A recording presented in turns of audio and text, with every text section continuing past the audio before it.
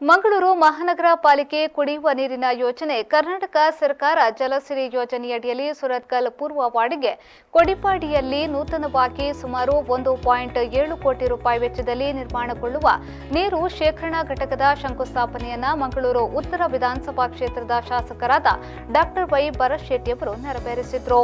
ಈ ಸಂದರ್ಭ ಮಾತನಾಡಿದ ಅವರು ಮಂಗಳೂರು ಮಹಾನಗರ ಪಾಲಿಕೆ ವ್ಯಾಪ್ತಿಯ ಎಲ್ಲ ನಾಗರಿಕರಿಗೆ 24/7 ಕುಡಿಯುವ ನೀರಿನ ಸರಬರಾಜು ಮಾಡುವ ಸಲುವಾಗಿ ಸುಮಾರು 580 ಕೋಟಿ ರೂಪಾಯಿ ವೆಚ್ಚದಲ್ಲಿ ನೀರನ್ನ ಮನೆಗೆ ತಲುಪುವಂತಹ ವ್ಯವಸ್ಥೆ ಮಾಡಲಾಗ್ತಾ ಇದೆ।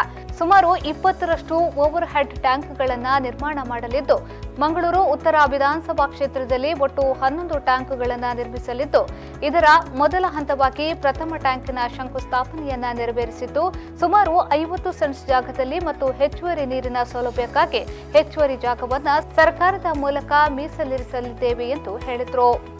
ಮಂಗಳೂರು ಕಾರ್ಪೊರೇಷನ್ನ ಇಡೀ ಏರಿಯಾದಲ್ಲಿ ಎಲ್ಲ ಜನರಿಗೆ ಸಹ ಒಂದು 580 ಕೋಟಿಯಷ್ಟು ವೆಚ್ಚದ ಸತತವಾಗಿ ನೀರು ಸಪ್ಲೈ ಎಲ್ಲ ಮನೆಗೆ ಸಹ ನೀರನ್ನು ಮುಟ್ಟಿಸುವಂಥ ಒಂದು ಮಹತ್ವದ ಯೋಜನೆ। ಆ ಯೋಜನೆಯಲ್ಲಿ ಬಹುಶಃ 20 ಹತ್ತಿರ ಓವರ್ ಹೆಡ್ ಟ್ಯಾಂಕನ್ನು ಮಾಡಲಿಕ್ಕಿದ್ದೇವೆ। ಒಂದೊಂದು ಟ್ಯಾಂಕಿಗೆ ಸಾಧಾರಣ 1 ಕೋಟಿ ಚಿಲ್ಲರಷ್ಟು ಖರ್ಚಾಗ್ತದೆ। ಅದರಲ್ಲಿ 11 ಟ್ಯಾಂಕ್ಗಳು ನನ್ನ ಕ್ಷೇತ್ರದ ಮಂಗಳೂರು ನಗರ ಉತ್ತರ ವಿಧಾನಸಭಾ ಕ್ಷೇತ್ರದ 22 ವಾರ್ಡ್ ಏನಿದೆ ಅದಕ್ಕೆ ಸಂಬಂಧಪಟ್ಟ ಏರಿಯಾದಲ್ಲೇ ಬರ್ತದೆ।